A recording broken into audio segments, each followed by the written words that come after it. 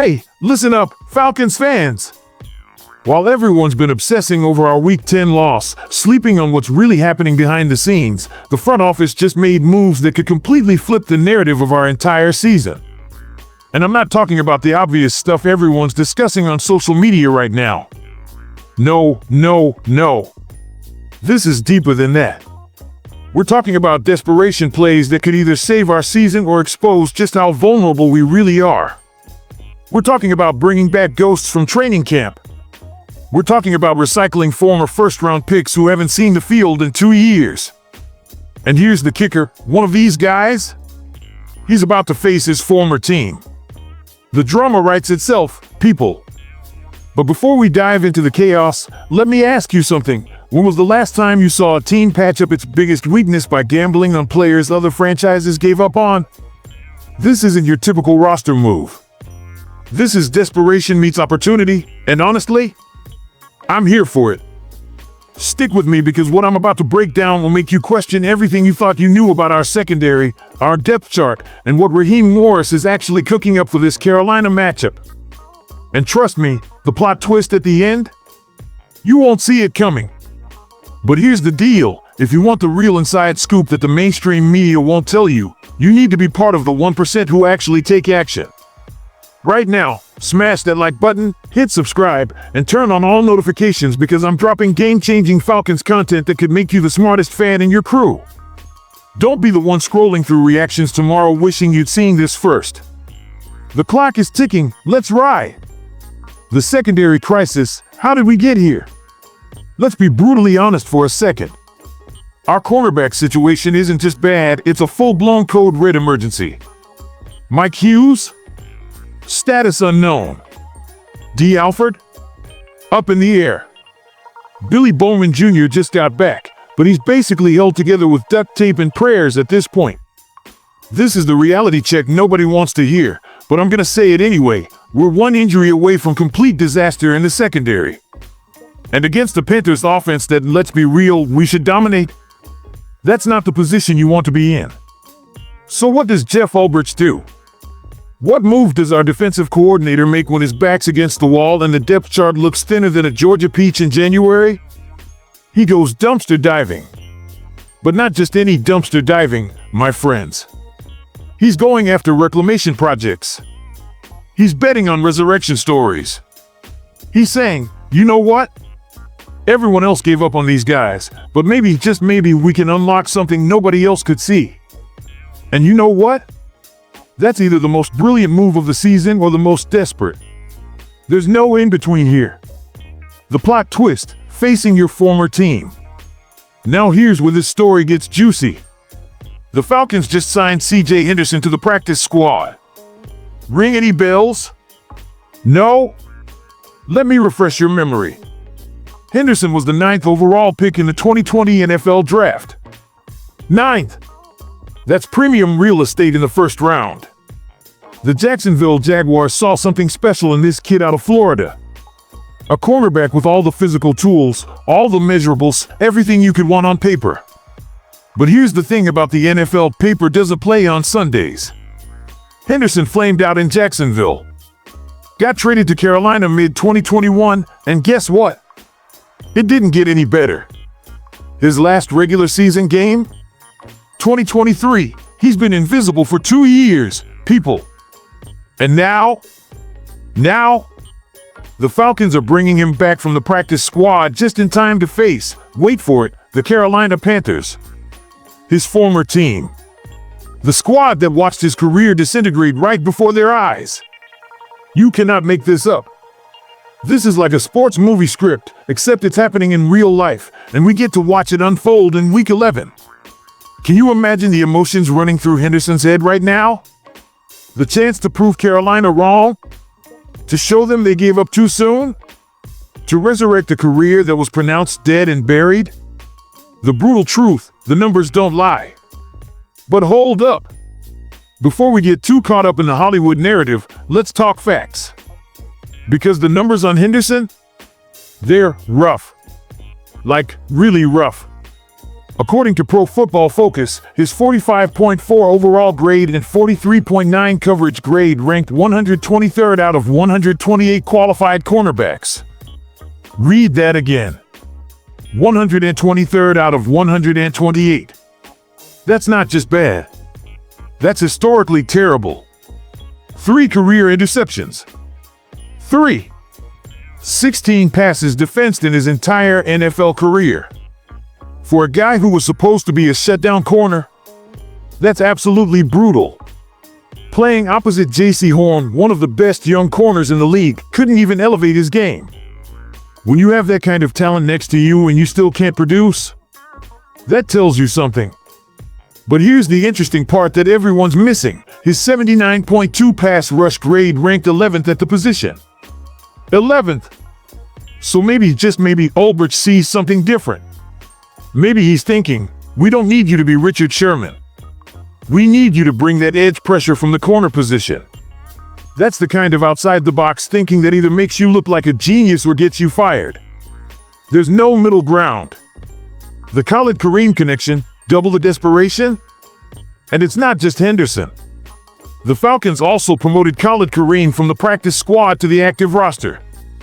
5th-round pick from 2020, same draft class as Henderson, by the way. Coincidence? I think not. Kareem's bounced around from Cincinnati to Indianapolis to Chicago before landing here in January. He's been grinding on our practice squad all season, waiting for his shot. And now, with D'Angelo Malone on IR, his number just got called. Here's what makes this fascinating. Kareem was teammates with J.D. Bertrand at Notre Dame. They know each other's games. They've got chemistry. And sometimes in this league, that familiarity can be the difference between chaos and cohesion on defense. The Falcons are basically betting that these 2 reclamation projects, Henderson and Kareem, can provide enough depth to survive our cornerback crisis and maintain pass rush pressure. It's a gamble. A big gamble. But you know what? Sometimes the best stories come from the biggest gambles. The unsung hero, Tyler Allgeier's contract year truth bomb. Now, while everyone's focused on the defensive drama, let me hit you with something that's been flying under the radar but could have massive implications for our future. Tyler Allgeier. The man. The myth. The most underappreciated player on our entire roster.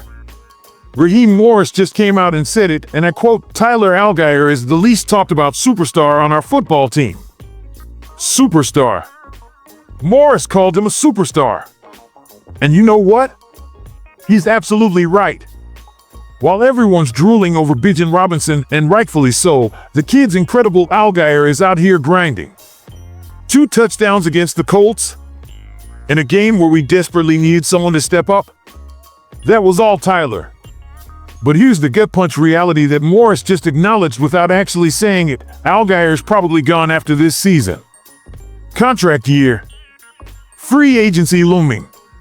Teams like the Chargers, Commanders, and Texans already circling like sharks. And he's going to command somewhere between $5 to $7 million per season. Money we absolutely, positively do not have because of, well, you know why. That Kirk Cousins contract is haunting us like a ghost we can't exorcise. The Bijan-Allgeier dynamic, perfection in tandem. Let's talk about why losing Allgeier would hurt so much. Because it's not just about his individual stats, it's about what he enables Bijan to do. Zach Robinson has mastered the 2-back system this year.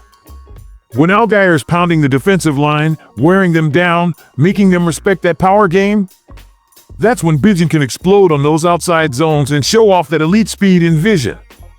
When defenses have to account for Allgeier in short yardage situations, that's when Bijan gets those one-on-one matchups in the passing game that turn into house calls.